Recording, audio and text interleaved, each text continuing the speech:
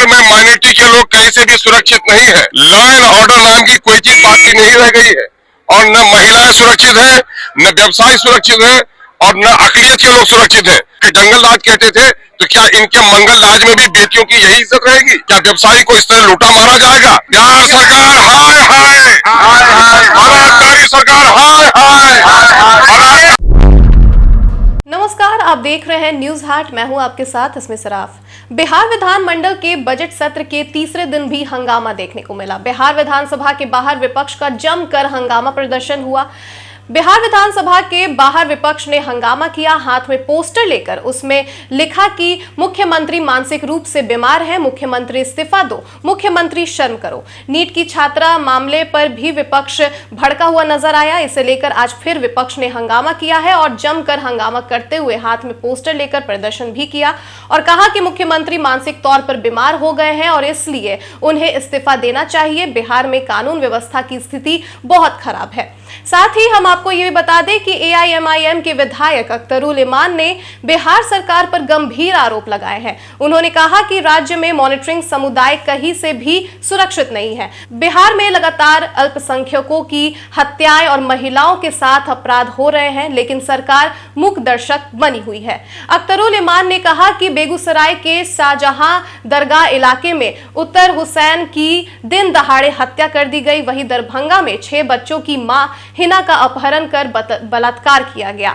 उन्होंने कहा कि पूरे बिहार में कानून व्यवस्था नाम की कोई चीज नहीं बची है। न महिलाएं सुरक्षित हैं, न व्यापारी और न ही अल्पसंख्यक समुदाय। उन्होंने आरोप लगाया कि मुसलमानों को दाढ़ी और टोपी के नाम पर निशाना बनाया जा रहा है। सरकार केवल एक तरफा कानून बना रही है। जो लोग दूसरों के शासन को जंगल राज कहते थे, उनके राज्य में भी बेटियों की इज्जत सुरक्षित नहीं है। कब्रिस्तान की जमीनों पर अवैध कब्जे का मुद्दा उठाते हुए अख्तरुल इमान ने कहा कि नालंदा, समस्तीपुर और अन्य जिलों में कब्रिस्तान की जमीन पर सड़कें बना दी गई, बस्तियां उजाड़ दी गई, लेकिन सरकार कार्रवाई नहीं कर रही है। इन सभी मुद्दों को लेकर AIMIM के विधायक ने बैनर के साथ सरकार के खिलाफ प्रदर्शन किया और जमकर नारेबाजी की। बिहार में माइनॉरिटी के लोग कहीं से भी सुरक्षित नहीं है।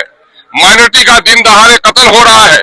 शहजादे का कत्ल रंगदारी के नाम पर बेगूसराय में कर दिया गया, अब तक कोई उचित कार्रवाई नहीं हुई है। अतर हुसैन का को जो कपड़ा का व्यवसायी है नवादा का, उसको मॉब लिंचिंग के द्वारा मार डाला गया। मुर्शेद नाम के एक शख्स की मॉब लिंचिंग हो गई है, जो सुपौल का रहने वाला है। मधेपुरा में एक महिला हिना, 6 बच्चे की मां, उसको उठाया जाता है, उसका बलात्कार होता है और उसका मर्डर होता है। तो यहाँ पर पूरे बिहार में लॉ एंड ऑर्डर नाम की कोई चीज बाकी नहीं रह गई है और न महिलाएं सुरक्षित है, न व्यवसाय सुरक्षित है और न अकलियत के लोग सुरक्षित है। मुसलमानों को दाढ़ी और टोपी के नाम पर निशाना बनाया जा रहा है।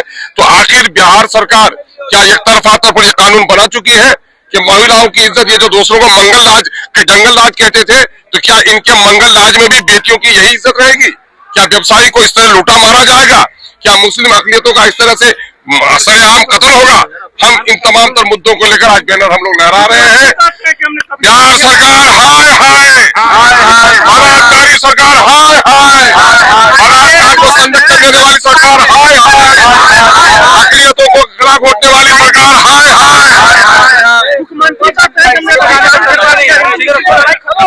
अरे किसने कब्रिस्तान इसके अपने ठेकेदारों को दिया? इनके लॉ एंड ऑर्डर का फेलियर था। कब्रिस्तानों पर कब्जा हो रहा था, हदबंदी हुई है, घेराबंदी नहीं हुई है। कब्रिस्तानों पर आज तक भी नाजायज कब्जा है और मैं चैलेंज करता हूं माननीय मुख्यमंत्री को कि खुद उसके नालंदा में 3 ऐसे कब्रिस्तान है जिसकी राशि स्वीकृत हो गई है, लेकिन वहां पर अवैध कब्जा है, आज भी उसकी घेराबंदी नहीं हो पा रही है। मुर्दों के लाशों पर सड़क बनाई जा रही है। आप जाकर के देखिए, समस्तीपुर में कब्रिस्तान को उजाड़ दिया गया, वहां पर सड़क बनाई जा रही है। NH के नाम पर वहां पर बस्तियों को उजाड़ा जा रहा है।